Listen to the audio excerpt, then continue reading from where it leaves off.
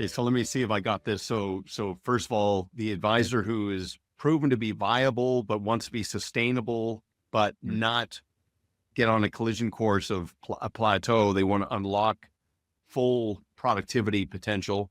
Okay, great. The future pacing, where there's a gradual sort of seed planting for clients. This is where it's going, letting them get their head around that. So that would probably counter the sticker shock of that fee and help them see the merit and the value that is a very good investment. Okay, that's great. And a lot of what we talk about is even if you don't turn the fee on, like even if you don't flick the switch to start getting paid, most of us can level up our experience and our communication ability. And so we can all become better coaches, encouragers, and inspirers starting tomorrow. So one thing we teach advisors to do is every meeting you have from this day forward, you call it a strategy meeting. You're never again going to have an initial review. You're never going to have like a review meeting again. Like that just is all like, hey, let's look back, and like you're expecting to sit here and I'm going to have a yellow pad and we're going to kind of look at some performance and then talk again in 12 months. Like in that room, the energy slowly drains out. Right. You're kind of meeting expectations. Like you are giving them what they expect in that meeting, which is like, I guess I have to do this because I'm a responsible adult. But what if they came in and all of a sudden you were standing up on a whiteboard teaching them something new? Like they'd be like, wait, what's happening right now? Because you're taking the posture more of like a coach and a teacher, as opposed to like, I'm your advisor, here's some data reports. And I love our live events. I've done this with 30 advisors in the room, and I've done it with like 70 or 80 in a room. And I'm like, imagine doing this.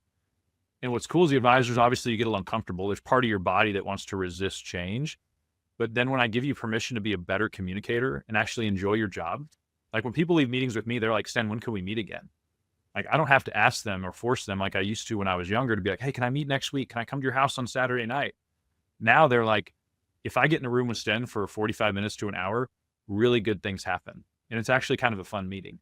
So I think for us, I'm trying to redefine how the public thinks of us. And imagine if your meetings were meetings that your clients actually got excited about.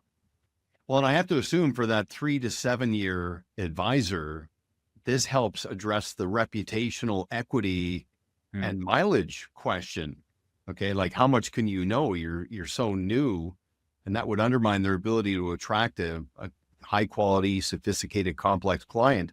If they're more fixated on process and the fluid and dynamic nature of that value and the planning strategically, probably help counter that, right?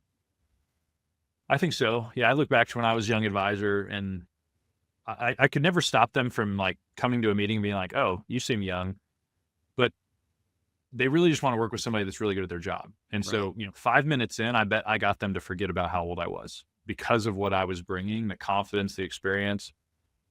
I think one element of that is just becoming a great communicator, and we help advisors with that. The other element is like, are you good at your job? And so when I moved to Nashville, I was like, I just technically need to be better than other people, because if I save somebody money with an idea, I bet they'll do business with me. We may not be best friends. We may not be in the same stage of life, but I bet if I'm just that good at my job, it'll help me get business. But then I had to realize something I feared, public speaking, that I avoided my whole life. I realized my ability to communicate well might be the thing standing between a client taking action on something. And as soon as I kind of took responsibility for that, that's when I started taking speaking courses, started working with other advisors on it. I put a whiteboard up in my office so I could actually stand up and have a more engaging meeting.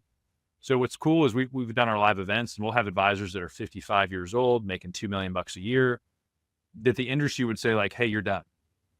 Good job. But they come to our event for a day and a half in Nashville, and I'm teaching them how to illustrate cool ideas on the whiteboard.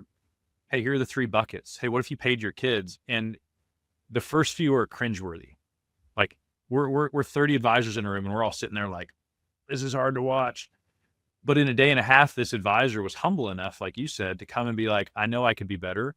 And they leave, and they'll email me months later being like, my job is so much more fun now. Because I actually enjoy my meetings. I'm not just like going through the motions anymore. And so I think there's these cool elements of the stuff we teach that are universal skills that our industry has not emphasized.